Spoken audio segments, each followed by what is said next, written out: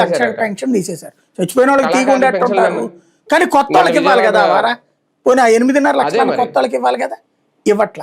అన్నదాత సుఖీబాబు కూడా 6 లక్షలు తగ్గించారంది నిన్న అసెంబ్లీలో వచ్చిన ప్రశ్నోత్తరాల్లో లెక్క తేలింది మండల్లో. అంటే ఏం జరుగుతున్నది, నిదానంగా ఖర్చు తగ్గించుకుంటుంది ప్రభుత్వం ఒకేసారి కాకుండా. కానీ ఆ ప్రయోజనం ప్రజలకి చేర్చాలి. ఈలోపు అసంతృప్తి పెరిగిపోతుంది.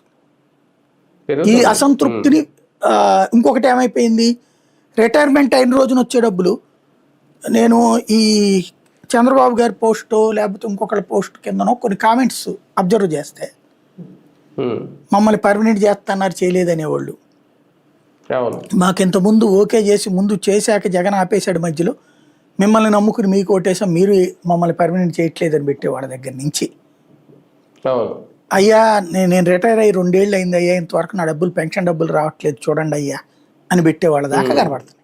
2 తెలుగు రాష్ట్రాల్లో కనబడుతుంది, ఇక్కడనే కాదు తెలంగాణలో కూడా అదే. చంద్రబాబున ఇదే కేసీఆర్ దిగిపోయే ఒక 6 నెలల ఏడాది ముందు నుంచి అక్కడ రిటైర్మెంట్ బెనిఫిట్స్ ఇవ్వడం మానేశారు. అంటే రిటైర్ అయిన రోజున 50 లక్షల నుంచి 1.5 దాకా వెళ్తుంది. వ్యక్తిగా అయితే కనుక అతనికి సరిపోతుంది, అది పెద్ద ప్రభుత్వానికి భారం కాదు. కానీ ఒకసారి రిటైర్మెంట్ టైంలో కనీసం ఒక 1000 మందో 2000 మందో 5000 మంది కూడా అవుతారు ఒకేసారి.